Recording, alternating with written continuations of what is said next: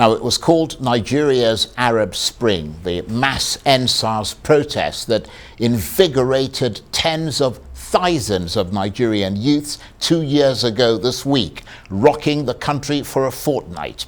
It was a movement that showed young people the importance of speaking up and what could be possible in this country, and it inspired many of them to look beyond EndSars at how to take back their future. So 2 years later, they've rallied once again, but this time to organize for the 2023 elections. So is that then the legacy of the EndSars protests, opening the eyes of the youth to see that they have the transformative power to work hard, unite, cut through the political noise, and emerge on the other side with their hopes and dreams intact? Well, to get a fresh perspective on those protests, I'm joined now in the studio by the national president of the Nigerian Youth Organization, Abdullahi Abubakar Wali. Thank you very much indeed for joining us. Thank you for having me. And I understand your organization is arguably the second biggest or so in Nigeria? Yeah, certainly is the second biggest in Nigeria. How did you come about that sort of conclusion? Yeah, because as it is today, if you look at it, you will see we have the National Youth Council of Nigeria, which is the body that's directly under the strict supervision of the Federal Ministry of Youth and Sport, though the Federal Ministry of Youth and Sport is as well providing our body as well. But being that is the leading body, the National Youth Council of Nigeria, that directly interfaces with the ministry. So we stand in to be the second largest body, whereby we try to mitigate between the other youth bodies, whereby most times if you look at it, you see that at any point in time, if there are issues that has to do with the government and other bodies, whenever you see the National Youth Council being engaged in it, people will give it a different face by way of trying to say, no, this is a government body. Well, I was going to ask you that. Are you a government-sponsored organization? No, certainly we are not. So you're independent? Yeah, very, very independent. So did you take part in the EndSars protests? Was your group one of the demonstrating organizations? Yeah, we partake in the EndSars, but not directly. What we did during the EndSars was that to try to EndSars protest was a very good one. It's a very good one for the youth, at least to have identified that they have the power to change the narratives by the way things are being done in the country, and definitely to what extent the government has neglected the youth constituency, which happens to be our constituency. But then later we understand that the process is being hijacked by some miscreants to some extent, by way of trying to destroy the Nigerian polity itself and the Nigerian people. So that was why we talked to ourselves, not just me, with the other affiliated bodies that are affiliated to my organization, like the Ohanes Ndibo, the Youth Wing, the Yoruba Council of Youth, the Youth Wing, the Arewa Youth Forum, and the Niger Delta Activist Forum, the Middle Belt Youth Council, and so many numerous of them come together and have an understanding that if we are to continue watching this thing the way it is going, that poor woman that is selling Accra by the roadside to have a means of livelihood, that vulcanizer that is patching tire by the roadside, if this thing is to escalate to another level, it will get to a stage whereby these people will no longer have what to take back to their family. Right. So at that point, we have to come in and try to talk to. So your role was in trying to bring about an end to the protest because you felt it had gone too far. Yeah. So how did you end it? Well, we tried to talk to our colleagues in other youth bodies to have this understanding that I think we have actually aired our views and we've showed our grievances. We are really not happy with the government.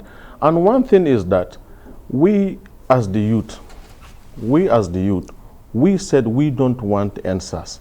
If we are to be honorable youth, now the government swiftly said, okay, we have disbanded EndSars.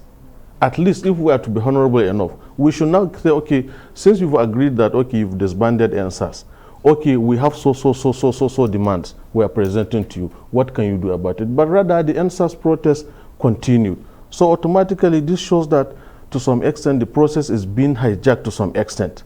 But we really appreciate the process. Well, the people who were leading those protests, or the people who were at the forefront of it, would dispute you're saying that it was hijacked. Yeah. I mean, they would say that it metamorphosed into other things, because the reason why you had SARS was because of bad governance. That's the way they see it. And so one thing leads to another. If you end SARS but you don't end bad governance, then SARS will just spring up somewhere else. And they felt that in order for their position, for them to have tenable change, that they needed to press their demands further. I mean, surely you can understand that. Yeah, I think to some extent, I can as well say we appreciate ourselves being the youth, because I think for the first time in the history of Nigeria, this is the first time whereby you see the youth came out in massive to protest against the government of the day. Because at a point, the government itself was not even sure of itself. And if that happens, automatically that will lead to another thing as well. But we don't want Nigeria to fall. Obviously, you don't want the country to explode. Exactly. I mean, that would be counterproductive. But for you personally, you tried as much as you could to assuage hot tempers and calm things down. That's what you said you were doing. But a lot of people in the protest didn't see it that way, did they? I mean, you were threatened by people for trying to end the protests. Your life was even threatened, and you had to be taken away at some point because you felt under threat. Did you feel you were being treated unfairly? Well, not really. It's just that, you know, everybody, there's a way people view things generally. To some people, feels aggrieved that what I did was wrong. But to me, I don't see it that way, because that Nigerian nation must have to stay for us to have this understanding, for us to continue living as a people. So that is my belief, honestly. And by the grace of God, here we are in Nigeria. Had it been the way they were pushing this EndSars, today you've just finished talking to somebody from Lagos about the 2023 general elections. Okay, if had it been this EndSars continued, do you think this 2023 we're talking about wouldn't have been as it is today? Right. So let me put it this way then. EndSars is not really something that you remember very fondly, is it? No, I do remember EndSars, and it's a good one for the youth as well, because we are really being shortchanged. So it's really good for the youth to come out and actually showcase their grievances, that we are not really happy with this, and this thing has to go this way. We don't want it, it has to go this way. So we are it's a welcome idea, but it has to be a progressive protest, not the negative way. Right. So let's move away from EndSars and looking at the youth engagement in this election. What do you see? Do you see any young people playing significant roles in the campaigns of the main parties? Well, to some extent, I don't see that. Because if you look at it today, between the so-called bigger parties, the PDP and the APC, these are same people. Those who feel aggrieved in the APC will move to PDP, and those who feel aggrieved from the PDP will move as well to APC. These are one people. And every day by day, these people keep telling us lies, blatantly lies, that we will engage the youth, we will give them so percentage by the time we emerge. Now look at it, even starting from the composition of their campaign teams. To start with, look at Bola Ahmed Tinubu, who is the APC presidential candidate. Today, Peter Obi is where he is. What made him popular, it is because that he understands that, being a smart man, understand that the choice of Tinubu in the APC as their presidential flag bearer was not really good for the Nigerian people. People are really not happy. So also in the PDP, the choice of Atiku Abubakar, people are really not happy with that. So Peter Obi, being a wise man, took advantage of that, and that is why you see And for you to understand what I'm saying, the youth are in the forefront of this driving force of this man's campaign, Peter Obi. That is to tell you the youth are really being shortchanged. The youths are the one promoting Peter Obi. So also our presidential candidate, Major Hamza Al-Mustafa. Look at it today. Starting from, what is his name, Bola Ahmed Tinubu.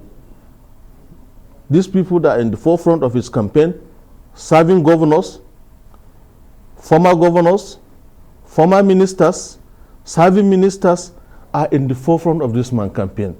And these are people who never had enough of anything in their life. I was listening to one of the former presidents of Uruguay, Jose Mujica. A journalist was asking him that they say you are the most poorest president in the whole world. He said, no, he is not poor.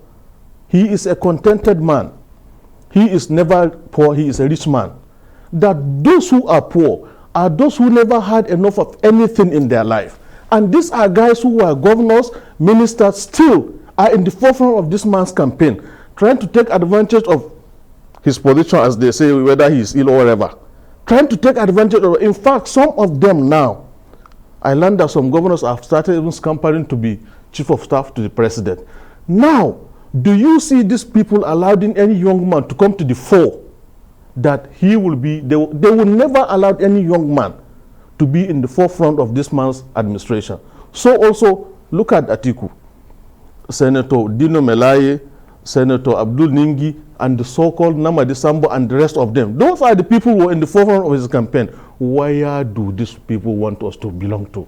Right, okay, very quickly, because we've got about a minute left. Hamza Al-Mustafa is your candidate. Do Yes. you really think he can win this election? By the grace of God, because if you look at it, the Nigerian politics is not about money making. These people with money bags feels, let me tell you, Mr. Charles, Nigeria is a country so loved by God. And those who have money never made it to be president in the history of this country. Let me just tell you this. It's a spiritual thing.